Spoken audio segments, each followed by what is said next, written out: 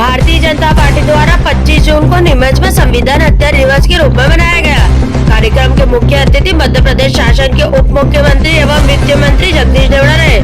इस दौरान उन्होंने 25 जून 1975 को लगाए गए आपातकाल को भारतीय लोकतंत्र पर सबसे बड़ा हमला बताते हुए कहा कि यह कांग्रेस द्वारा सत्ता के स्वार्थ के लिए लोकतंत्र की हत्या की थी। देवड़ा ने कहा कि तत्कालीन प्रधानमंत्री इंदिरा गांधी ने अपने पद और सत्ता को बचाने के लिए संविधान का गला घोटा और देश पर तानाशाही थोप दी। आपातकाल के दौरान नागरिकों के मौलिक अधिकार छीने गए, अभिव्यक्ति की स्वतंत्रता पर प्रतिबंध लगाया गया और विरोध करने वालों को जेलों में डाला गया। उन्होंने कहा कि यह भारत के लोकतांत्रिक इतिहास का सबसे काला अध्याय था। कार्यक्रम की अध्यक्षता उज्जैन विकास प्राधिकरण के पूर्व अध्यक्ष एवं वरिष्ठ भाजपा नेता जगदीश अग्रवाल ने की। उन्होंने कहा कि लोकतंत्र सेनानियों ने उस समय जो यातनाएं सही और जिस साहस के साथ लोकतंत्र की रक्षा की वह अविस्मरणीय है। इस अवसर पर पूर्व मंत्री एवं जावद विधायक ओम प्रकाश सकलेचा, विधायक दिलीप सिंह परिहार, मनासा विधायक अनिरुद्ध माधव मारू, भाजपा जिला अध्यक्ष वंदना खंडेलवाल सहित अन्य जनप्रतिनिधियों ने भी संबोधित किया।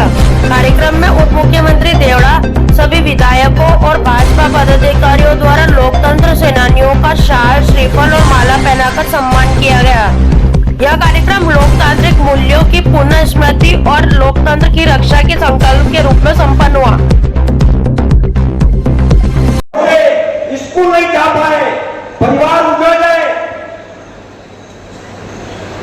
कोई एक यात्रा नहीं। मैं किताब पढ़ रहा था,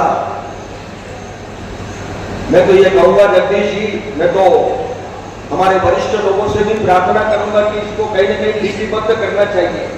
मंदसौर जिले के भी, नीमच जिले के भी, हिंदुस्तान भर के जितने भी हमारे आपातकाल में जो लोक सेनानी हैं, जिन्होंने जनसंघ के साथ काम किया, जनसंघ के साथ खड़े रह करके काम किया, ऐसे लोगों की ये उज्जैन में प्रकाश चित्तौड़ा जी ने लिखी।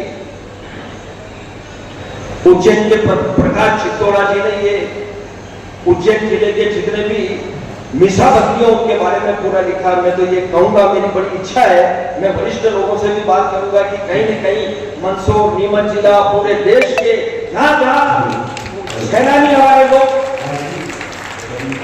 सबकी कहीं न कहीं लिपिबद्ध आना चाहिए। उनकी भी अपनी कहानी है। पूरे देश में ये इस प्रकार के कार्यक्रम जो 50 वर्ष जो पूरे हुए हैं आपातकाल को, उसी कड़ी में आज यहाँ पर भी नीमच जिले का भी आज आयोजन यहाँ पे कार्यक्रम हुआ है। सारे हमारे जितने भी स्वतंत्रता संग्राम सेनानी, लोकतंत्र के सेनानी हैं, वो सब आज यहाँ पर आए हैं। हमारे पार्टी के कार्यकर्ता भी आए, पदाधिकारी आए और उसी कड़ी में मुझे भी यहाँ भेजा गया। हमारे उज्जैन से आदरणीय जगदीश अग्रवाल जी हमारे अतिथि के रूप में आए हैं और यहाँ पर हमारे माननीय विधायकगण सभी, ओम प्रकाश सकलेचा जी, माधव मारू जी, दिलीप हमारे परिहार जी और भी हमारे सभी पदाधिकारी हैं। लेकिन लोकतांत्रिक व्यवस्था पर अगर सबसे बड़ा अगर कोई हमला था तो वो आपातकाल का था। केवल सत्ता प्राप्त करने के लिए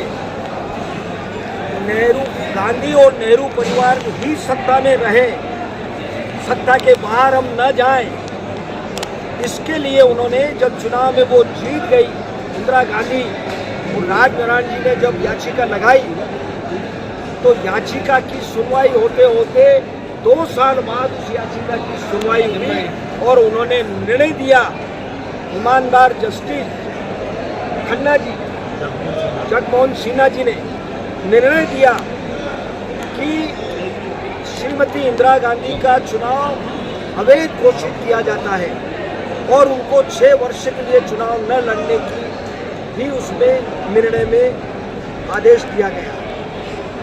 लेकिन संविधान को ताक में रखकर, इलाहाबाद हाईकोर्ट के निर्णय को ताक में रखकर उन्होंने 25 जून 1975 की रात उन्होंने राष्ट्रपति से चुपचाप हस्ताक्षर करवा करके राष्ट्रपति से आपातकाल घोषित करवा दिया और निर्दोष लोगों को, लाखों लोगों को, हजारों लोगों को जेल में, निर्दोष लोगों को ठूस दिया गया, जबरन उनको ठूसा गया।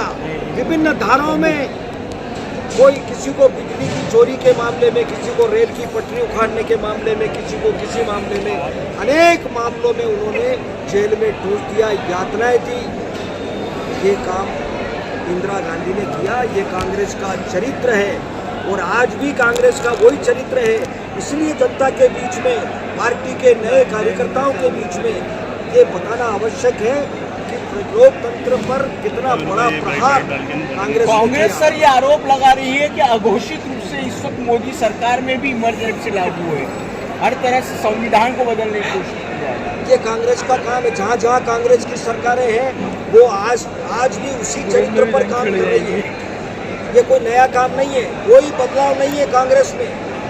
और निश्चित रूप से इसीलिए जनता ने, पूरे हिंदुस्तान की जनता ने भारतीय जनता पार्टी पर विश्वास करके यशस्वी प्रधानमंत्री नरेंद्र मोदी जी को प्रधानमंत्री के पद पर बिठाया। सर एक सवाल जरा हटके था कि डोडा चूरा नष्टीकरण को लेकर राज्य सरकार की ओर से कोई पॉलिसी निर्धारित नहीं हो पा रही है, जिसकी वजह से किसान परेशान हो रहा है। अभी उस पर विचार चल रहा है, मंथन चल रहा है। मुझे लगता है कि बहुत जल्दी उस पर या पुलिस वाले मामले बना रहे फर्जी, पुलिस वाले फर्जी मामले बना रहे हैं, कार्रवाई कर रही है। कानून अपना काम कर रहा है। कानून काम क्या कर रहा है? पैसे लेके कानून अपना काम करेगा। जहाँ गड़बड़ होगी उनके खिलाफ जो भी कार्रवाई हो सकती है, पैसों की वसूलियाँ हो रही है। हाल ही में नीमच विधायक भी ग्रामीणों के साथ एक ज्ञापन में गए थे। ये स्पष्ट होता है कि कहीं ना कहीं जो है, अरे भाई, जनता के साथ अगर किसी प्रकार की कोई बात होती है तो जनता जनप्रतिनिधियों को ज्ञापन सर फर्जी कार्रवाई पे क्या, फर्जी कार्रवाई अगर अधिकारी का और साबित अगर होगा तो जो भी उसमें दोषी होंगे उनके खिलाफ कार्रवाई होगी। एक अधिकारी को दो बार सस्पेंड कर देता है और उसी वापस वीक में वापस पदस्थ कर रहे हैं। भाई ये कोई स्पेशल, अगर कोई स्पेसिफिक कोई संज्ञान में आपने बात डाली होगी या डाल रहे हैं तो मैं उस पर नारकोटिक्स वीक की जांच करवा लो आप नीमच की। मैं जानकारी लेकर के जो गंभीरता से उस पर। सर वित्त मंत्री होने के नाते कोई उल्लेखनीय कार्य होने वाला है या हुआ है? सारे आप बताओ कि मध्य प्रदेश तेज गति से जो बीमारू राज्य था कांग्रेस के समय, आज विकासशील प्रदेश है, आगे बढ़ रहा है। और कितने, मुझे लगता है कि चाहे वो नरेंद्र मोदी जी की सरकार के काम हो, चाहे प्रदेश के हों, नहीं कोई स्पेसिफिक, सारे, मैं तो कह रहा हूँ कि सारे ही काम आप देख ले, मूलभूत आवश्यकताओं की पूर्ति आज तक के इतिहास में कांग्रेस नहीं कर पाई, लेकिन यशस्वी प्रधानमंत्री जी के नेतृत्व में सारी मूलभूत सुविधाओं की पूर्ति हो रही है।